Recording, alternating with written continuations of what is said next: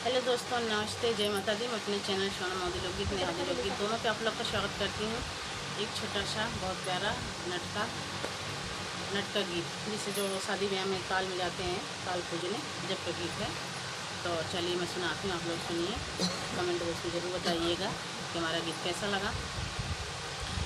पिया के तनऊ तू देवता मानऊ ब्याह मारे जोगे नारी ना पाऊ ब्याह, नारी ना पाऊ ब्याह हो, नारी ना पाऊ ब्याह, नारी ना पाऊ ब्याह हो, नारी ना पाऊ ब्याह। पिया के तनऊ तू देवता मानऊ ब्याह मारे जोगे नारी ना पाऊ ब्याह।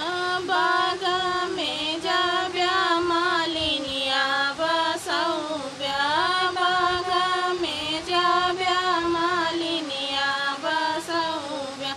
संगे संगे गजरा दुहैबा हमारे जोगे नारी ना पाइबा।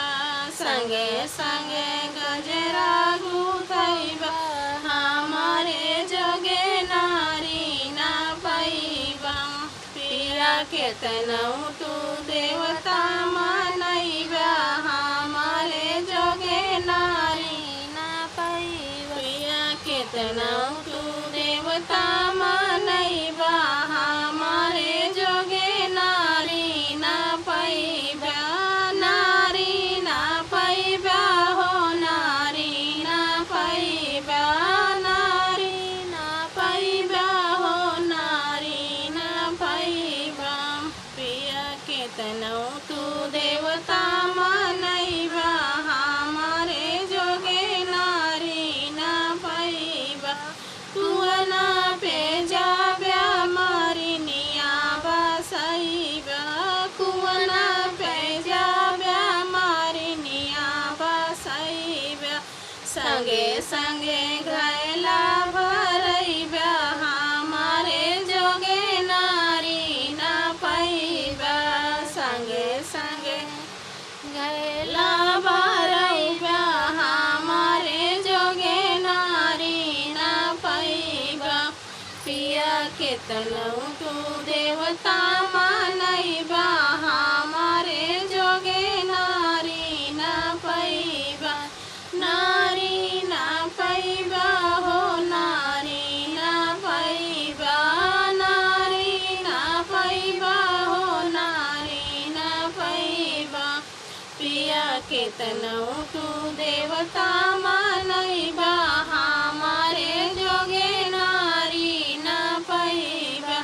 ताला पे जा ब्याह दोइनिया बसाइबा, ताला पे जा ब्याह दोइनिया बसाइबा।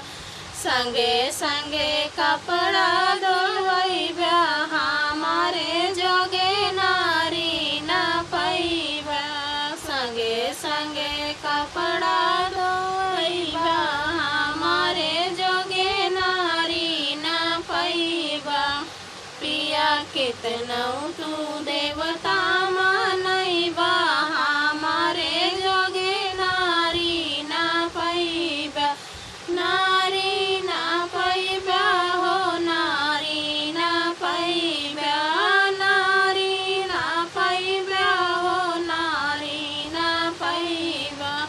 पिया के तनऊ तू देवता